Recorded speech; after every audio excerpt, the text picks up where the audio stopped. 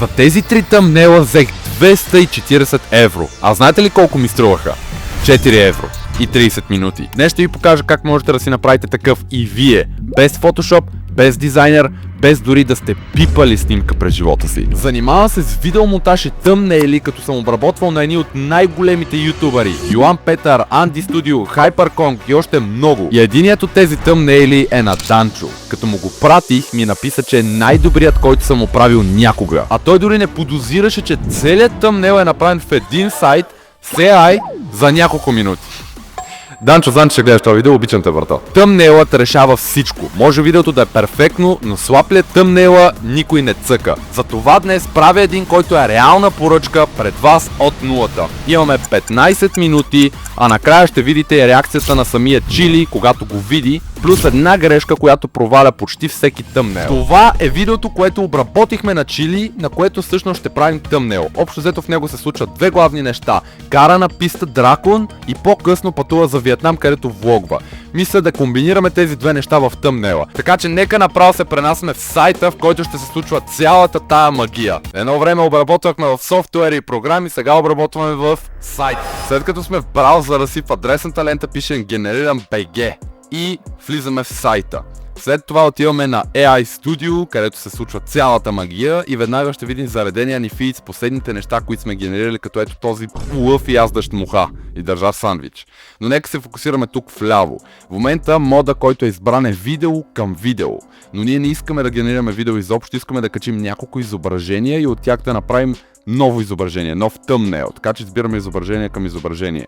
Модела, който последно сме използвали е Ideogram V3. Добър е за илюстрация, но за тъмнейл най-добрите са Nano Banana Pro и GPT Image 2. Задължително на GPT Image 2 трябва да кача поне една и опционално мога до 15. Като сега нека селектираме снимките, които сме изисквали от клиента ни. Накарали сме го да се снима от 5 различни ъгъла в профил 45 градуса от всякъде. И сега мога да цъкна Open, но мога и просто да ги плъзна и да ги пусна, което е супер удобно. Накарал съм го да се снима от различни ъгли, за да може изкуственият интелект да направи възможно най-точния резултат и лицето му да е реалистично. Сега ще влезнем в Paint, ако сте на Mac, забравя как се казва, но можете да влезете в няма значение в която и да е програмка за рисуване. Не съм най-добрия художник, от сега предупреждавам. Започваме да рисуваме чилито в формата на Minecraft герой, че това стана много квадратно, но както и да ще му сложим едни уши. И тук вдясно, чисто композиционно, как да подредим елементите, ще направим един голям път. Надявам се да изглежда горе-долу добре. Добре, е това. Горе-долу стана. Значи пътя отдясно и тук ще нарисуваме едно знаме. Това ще е знамето на Виетнам. Слагаме му една звездичка в средата. Звезда и го рисуваме червено, то ще се сети, че точно това е конкретно знаме. След това ще отворя нов таб и ще напишем модела на колата, която ще използваме. AMG E53 Formatic Plus PNG и като гледам не ми дава само PNG-та, това, което ще направим е да отидем в Tools, Advanced Search и на Any формат ще изберем само PNG файлове. Advanced Search. То като гледам и сега не са само PNG файлове, пак ми дава коли, които имат бекграунд, но няма значение. Нека си изберем някоя, която е тая, изглежда добре. Не е точния модел, но отпред изглежда много идентично, така че ще я поставим тук в Paint на скицата. Чисто като мярка, къде ще бъде, къде ще се намира. Малко е така ще я направим да влиза в рамото на чили, защото не искам да изглежда се едно знамето излиза от колата. Нека сега скриншотнем снимката. Ще я запазим като скриншот, ще се върнем в сайта, ще кликнем ето тук долу, натискаме Ctrl плюс V или ако сте на Mac Command плюс V и я поставихме. И сега ни се постави най-отзад, само че аз искам да е най-отпред, мога да отида в библиотечката или просто мога да я фана и да я издърпам най-отпред и да я пусна. Добре, сега имаме скицата, имаме и чиляка от различни ъгли, влизаме в Instagram, отиваме в търсачката и пишем Чили. И започваме да го столкваме общо взето. Сега трябва да му намерим колата. Ето, мале, перфектна снимка. Това е уникално парче. Сега скриншотваме, направо ще може да интегрираме същата, абсолютно същата кола, същата стойка със същия номер даже. Поставяме я, само че сега се постави най-отзад. За да си навигирам още по-лесно и да се ориентирам още по-лесно, мога просто да влеза в медийната библиотека и сега да си ги преподредя. Имаме скицата на първо място, оригиналната кола на второ и оттам нататък са чиляка. Сега това, което ще направим е, отиваме на скицата, кликваме с десен бутон и копираме изображението. Влизаме в ChatGPT, вие може да влезете във всякакъв изкуствен интелект по избор, Gemini, Cloud няма значение. Правим същото и с втората снимка, поставяме я и снимките на Чили ще ги извада направо от File Explorer, от папковия менеджер, тъй като те няма значение как са подредени, ще ги сложим и 5 наведнъж. И сега ще му пишем какво искаме, за да ни създаде адекватен и точен промпт.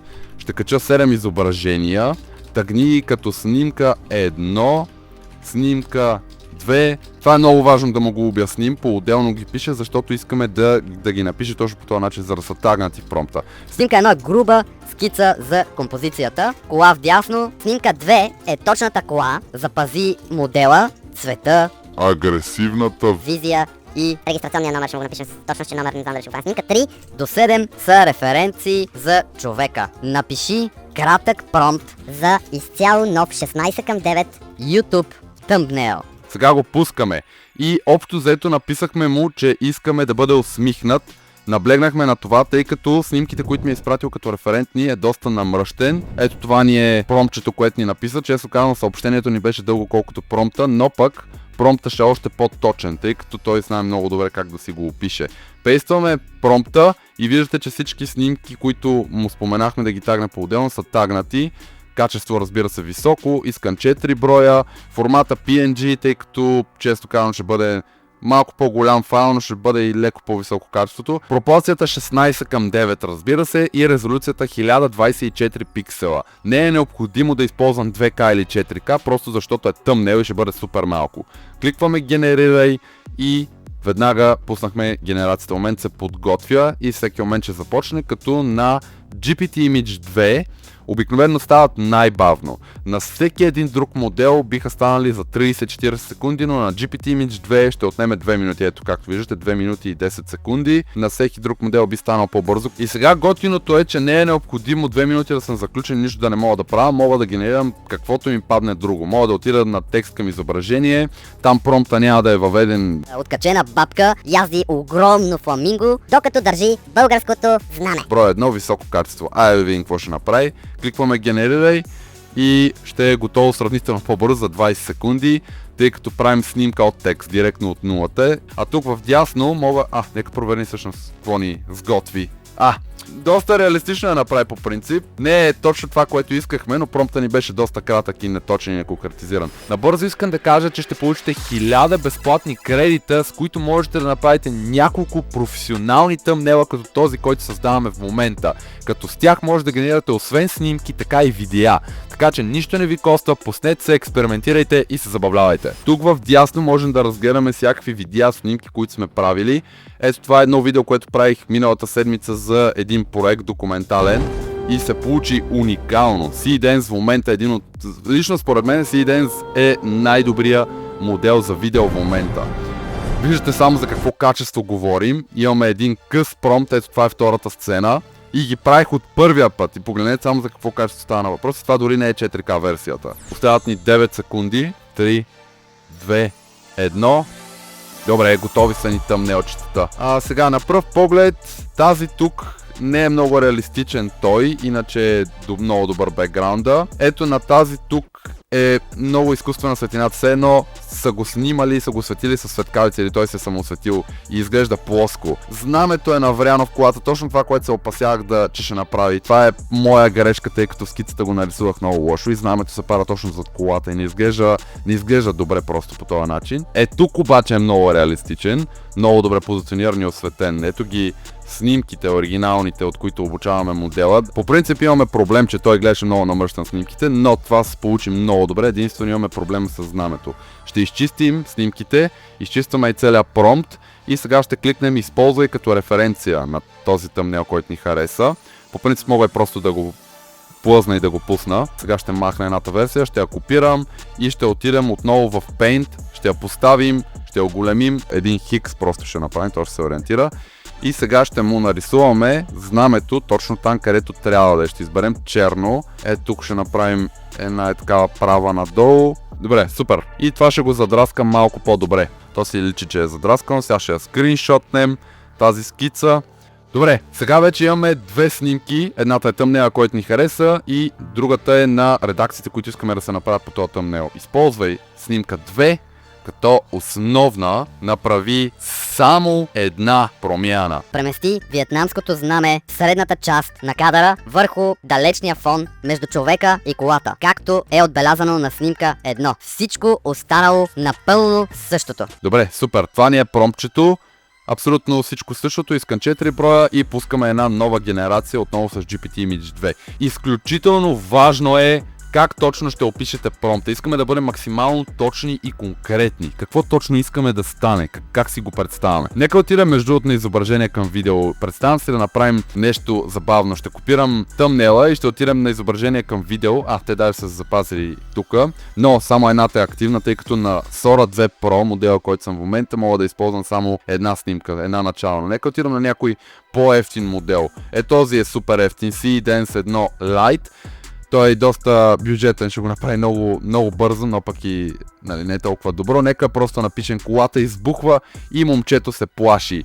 И ще поставим 4 секунди, 720p е добре, направо ще генерирам. Искам просто да ожива тъмнела, да избухне колата, е така, защото няма какво да прави. Интересно ми е между другото дали това видео ще стане по-бързо, отколкото тъмнела ни. Да, ще стане по-бързо за 55 секунди, а на тъмнела все още му остават 1 минута и 20 GPT Image 2. Нека видим какво ще се получи сега. Добре, видеото ни е готово, колата избухва. Той много се промени, но пак би ми свършил работа, ако искам да направя някакъв интересен мим, тъй като това е доста бюджетен модел. И да видим какво. Сега, не сме си описали много добре промпта, защото на 3 от 4-те ни генерации ни е генерирал и двете знамена. Но на ето тази снимка тук ни е генерирал знамето, макар и супер малко, точно там, където искаме. Сега искам да рефрешна, ще махна всички снимки от промпта, ще плъзна тази и ще му напишем чисто и просто: направи знамето малко по-голямо, точка, не променяй нищо друго. Чисто и просто. Този път ще използвам Nano Banana Pro вместо GPT Image 2 и нека бъде пак 4 броя, 16:9, 1024 пиксела, пускаме генерация, подготвя се и сега би трябвало да стане сравнително по-бързо от GPT Image 2 от моя опит. Да, 30 секунди ще ни отнеме. Я да видим какво стана сега. Добре, направи го. Много добре се справи, честно казано. Тази тук е много добра, тъй като знамето се откроява. Има малко повече контраст и е по-добре осветено. Добре, тази снимка ще използваме. Ще я изтеглим и след това ще влезнем в един нов таб и ще напишем Thumb Checker. Да си изберем някой Thumb Checker. TubeBuddy съм го ползвал съм и доста други. Всичките те общо взето правят едно и също, да видиш как би ти изглеждал тъмнела в реална ситуация. Имаме YouTube фида, само че къде ни е тъмнела? Може би малко по-надолу. Ето го. Честно казано, не е толкова открояващ се. Интересен е, но малко или много се сливат местата и сенките и няма толкова много контраст. Ще използвам ето тази снимка от по-рано, още където знамето беше по-малко, тъй като може да направим знамето още по-добро според мене. И най-вече това го правим заради светлината, така и така ще правим редакция. Ще използвам Nano Banana Pro този път. Тръгваме да го описваме. Направи знамето по-голямо и също промени светлината на цялата сцена. Много по-добре осветено, като за YouTube thumbnail. Но и в същото време да е леко синематик. Не променяй нищо друго по снимката. Не променяй. Искаме... Нека е така ми хареса. 3 броя, супер. Тръгваме да генерираме. То път ще стане за 23 секунди. Между другото, кредитите са ми свършили. Имаме 35 само. Включвам се набързо, за да ви кажа, че ако и на вас често ви свършат кредитите и искате да имате повече, за да може да генерирате каквото и колкото си поискате, можете да разподеляте вашите генерации в социалните мрежи, като за всяко споделяне ще получавате определен брой кредити. А ако искате дори още повече, можете да станете част от партньорската програма, чрез която можете да рекламирате пряко GeneriranBG в социалните мрежи. Било то TikTok, Instagram, няма значение.